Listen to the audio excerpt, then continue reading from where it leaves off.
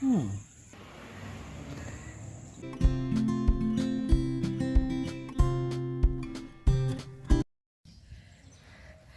Hello from the garden tent to a small pasture.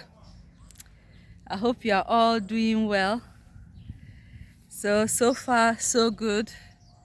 You can see the brachiaria grass we transplanted about a month ago. Yeah, a month to 3 weeks ago, if my memory serves me right. It's doing very well, and we have to cut it before they grow too long. And as we cut it, they'll begin to bulk up and we'll have more bulk at the base. So it's doing very, very, very, very well. Just look at it. Beautiful. Beautiful, beautiful, beautiful, beautiful. And this is the sorghum that we did. Look at the sorghum. The sorghum is actually struggling, and the brachiaria grass is doing really well. Doing really well. You see the base. We planted one strip each, and the base is beginning to bulk up beautifully. That's just wonderful.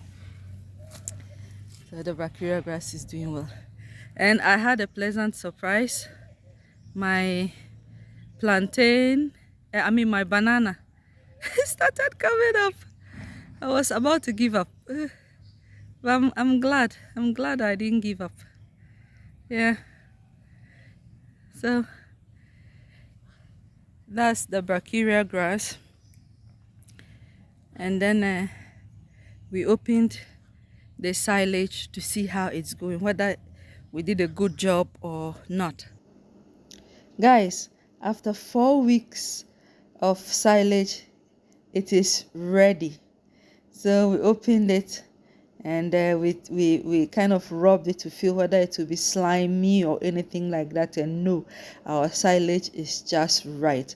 The smell is very nice. It smells like fermented dough, not pungent. I mean the sweet fermented dough. It smells like that. And then it wasn't slimy when we rubbed it on our fingers. We tried squeezing it to see whether excess water will come. No, there wasn't any excess water or anything like that. So the silage was just fine.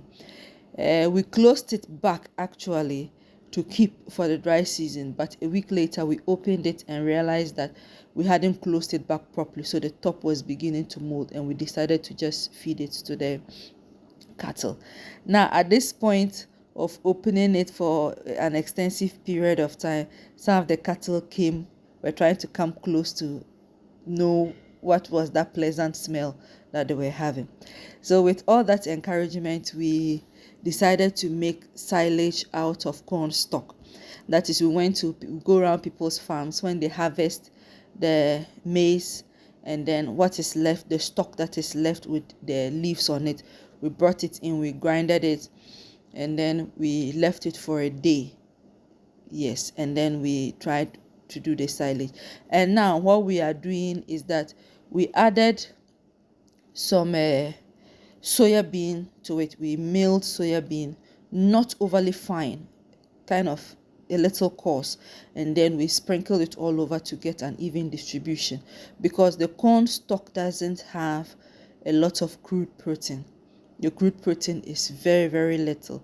So we are doing that as a way of fortifying it, so that when we are adding other things to it, it will reduce the distance.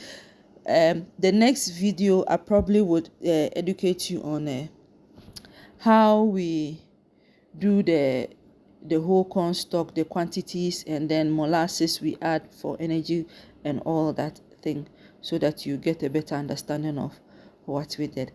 But I'm really glad to report that we are actually sailing well in the silage thing. And our tanks that we wanted to use, they are still at the welder's place. So when the welder finish patching all the holes and stuff like that, we would go for them. And we fed the silage to the cattle, and in less than 30 minutes all the food was gone. They actually enjoyed it so much.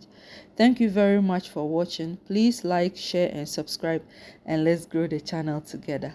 Thank you, and God bless you all.